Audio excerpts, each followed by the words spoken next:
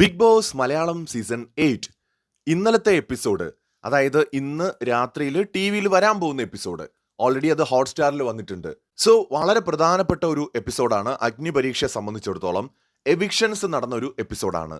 Aaradhya Bigg Boss Malayalam season 8ലേക്ക് കയറാം എന്ന സ്വപ്നവുമായിട്ട് അഗ്നിപരീക്ഷയിൽ മത്സരിക്കാനായിട്ടെത്തിയ 18 വയസ്സുകാരിയായ Aaradhya Bigg Boss Malayalam season 8ന്റെ പടി കാണാതെ അഗ്നിപരീക്ഷയിൽ തന്നെ പുറത്തായിരിക്കുകയാണ്. നിറകണ്ണുകളോടെയാണ് ആരാധ്യ സ്റ്റേജിലേക്ക് വരുന്നത്. ആദ്യം തന്നെ തിരിച്ചു പോകുന്നതും കരഞ്ഞു കലങ്ങിയ കണ്ണുകളുമായിട്ടാണ്. ബിഗ് ബോസ് എന്ന് പറയുന്ന ഈ റിയാലിറ്റി ഷോയിൽ പങ്കെടുക്കാൻ കഴിയാതെ അഗ്നിപരീക്ഷയിൽ തന്നെ പുറത്തായിരിക്കുകയാണ് ആരാധ്യ. ഇത് 40ഓളം പേര് പങ്കെടുക്കുന്ന ഒരു പ്രോഗ്രാമാണ്, ഷോയാണ്. സോ അതിനകത്തുനിന്ന് വിരളിലുണ്ടാവുന്നവർ മാത്രമേ സീസൺ 8ലേക്ക് പോവുള്ളൂ. അപ്പോൾ എലിമിനേഷൻ ഇതിന്റെ ഭാഗമാണ്. കഴിഞ്ഞ ദിവസം ഉണ്ടായ ടാസ്കിൽ പരാജയപ്പെട്ട ടീമിന്റെ ഭാഗമായിരുന്നു ആരാധ്യ. ജഡ്ജസും ആരാധ്യയുടെ പെർഫോമൻസിലൊട്ടും സാറ്റിസ്ഫൈഡ് ആയിരുന്നില്ല. സോ അതുകൊണ്ട് തന്നെ ജഡ്ജസിന്റെ ഡിസിഷനായിരുന്നു ആരാധ്യയെ പുറത്താക്കാനായിട്ടുള്ളത്.